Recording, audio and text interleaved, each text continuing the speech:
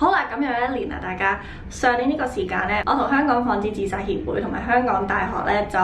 collab 咗合作咗，就係我同呢個機構第3次合作，咁就嚟到個尾聲啦。咁就參加咗個記招，咁琴日咧就到1年1度嘅記招啦，咁就冇我份。而我琴日都有睇葉教授1年1度嘅世界防止自殺日嘅記招啦。咁又係嗰句啦，點解拍呢條片呢？除咗呢幾日發生嘅事同世界防止自殺日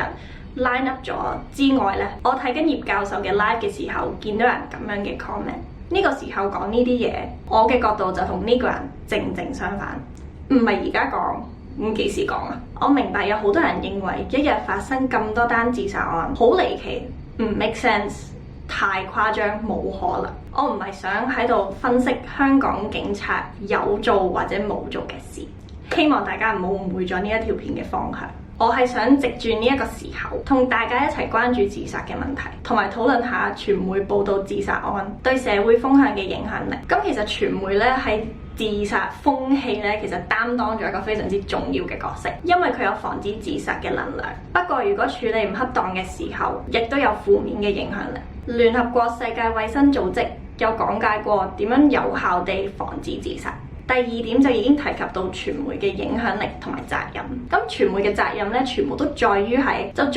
佢嘅自殺報導嘅手法啦。負面嘅手法就有，例如用自殺嘅細節咧去做賣點啦，或者用煽情或者浪漫化呢個態度或者手法去報導嗰單自殺案，其實全部都會大大咁增加咗一種模仿嘅效應。例如90年代台灣同香港嘅傳媒引發起一連串嘅燒炭自殺嘅風氣，由於有無數嘅傳媒不斷地喺度發放呢啲負能量，係咁報導，當時嘅自殺率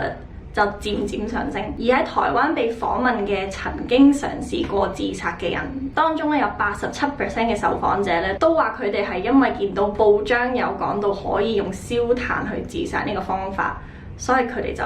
自己去試咯。或者另一個例子啊，當年張國榮跳樓自殺，咁所有嘅傳媒都冇可能報導呢件咁震撼嘅事，但因為呢個負面情緒實在太大，有太多新聞去報導嘅時候，隨住佢之後嗰9個鐘，有5個人因為呢件事而跳樓自殺。如果你有跟我 IG 嘅話，我6月9號分享咗我其中一個睇法。就係我明白紀念一個人嘅重要性，不過當你將死亡放到喺行動最前線嘅時候，一個人成為咗烈士，其實係好容易引起誤會。我亦都有提到我呢一種思想嘅方向未必咁受歡迎，但係我並唔係從惡意嘅角度嘅方向去分享嘅，因為將自殺光榮化係一種非常之致命嘅手段。另外揀嘅字眼都非常之重要嘅，例如如果你講自殺失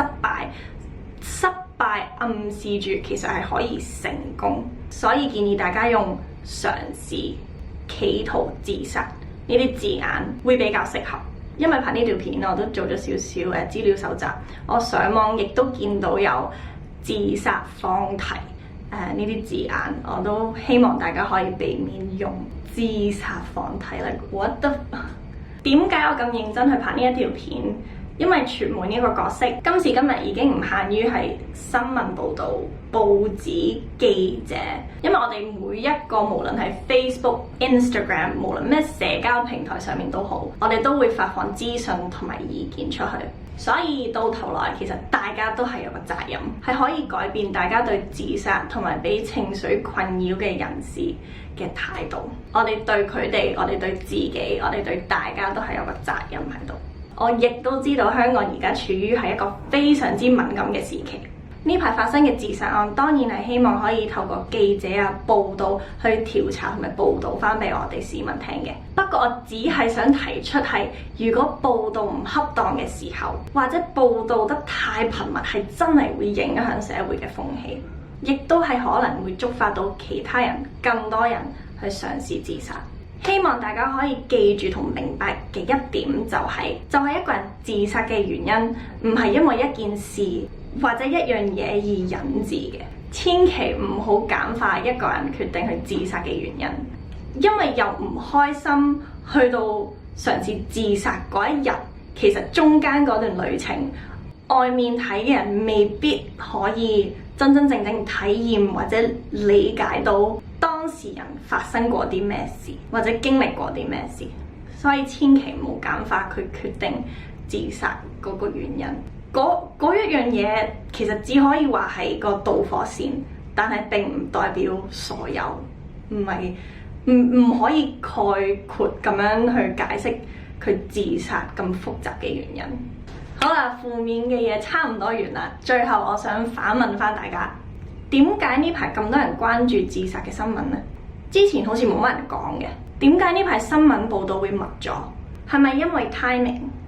時機？製造白色恐怖，標題好吸引，可以引啲人 click 入去睇。點解你之前冇留意到嘅呢？其實今年2019年香港已經有749單自殺案。我數學唔係好叻啊，但係就咁除開，平均每個月有83個人嘗試過自殺。2、4、5、6月份有最高嘅數字，而最高嘅係4月有108單自殺案，而當中男性佔嘅比例係最大。希望大家唔會因為對政治或者對社會嘅不滿而忽視香港人每年每月每日經歷緊同面對緊嘅情緒問題。希望大家多多關注身邊嘅人。香港人加油！